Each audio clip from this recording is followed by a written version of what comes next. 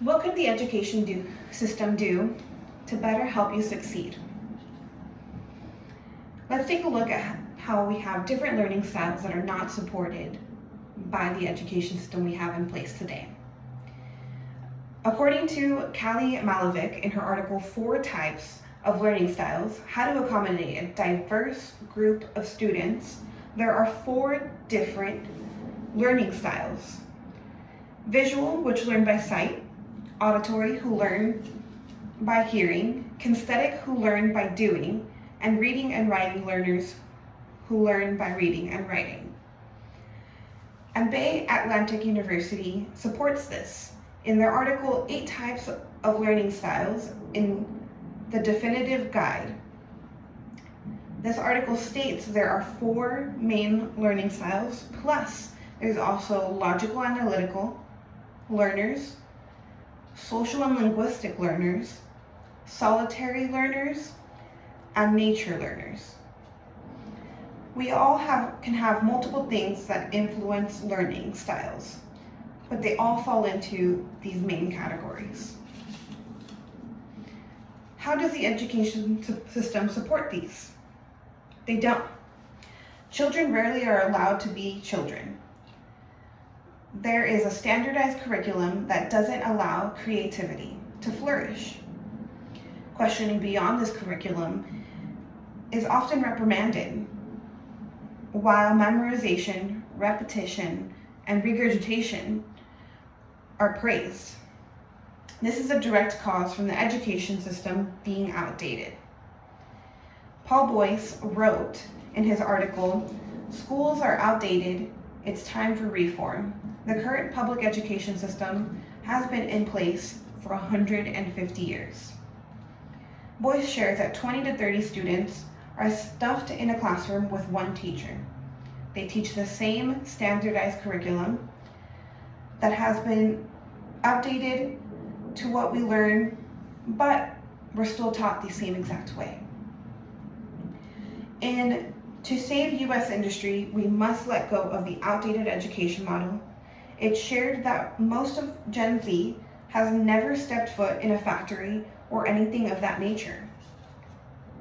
It's actually emphasized that most high school students have regressed because they no longer offer things like wood shop or metal shop.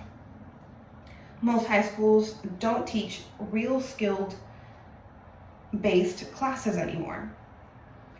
It's more emphasized to go to a 4-year university, which brings us to the next problem. Schooling beyond high school is out of the price range of or unachievable to low-income families. According to an article by Pediatric Child Health, the impact of poverty and educational outcomes for children from low-income families are often start school already behind their peers who come from affluent families. John Marcus shares in new data show some colleges are definitively unaffordable for many, that even with scholarship, a straight A student from a low-income family still has incredible costs left over that they cannot afford, which leads them to pick a community college or a public college less expensive. Marcus shares that studies show that the inability to afford college results in lower postgraduate incomes and higher likelihood of dropping out, reinforcing a cycle of income inequality. Given that this is such a huge problem, how can we address these issues? We could consider updating the school system, supporting learning styles, and providing help to low-income families. This can provide better graduation rates and higher chances of achieving higher education. According to studies by students for SC in their article, U.S. Education, an Outdated System, there are many benefits to students graduating. and society that could come from changing our education systems, including being more relevant to our ever-changing society.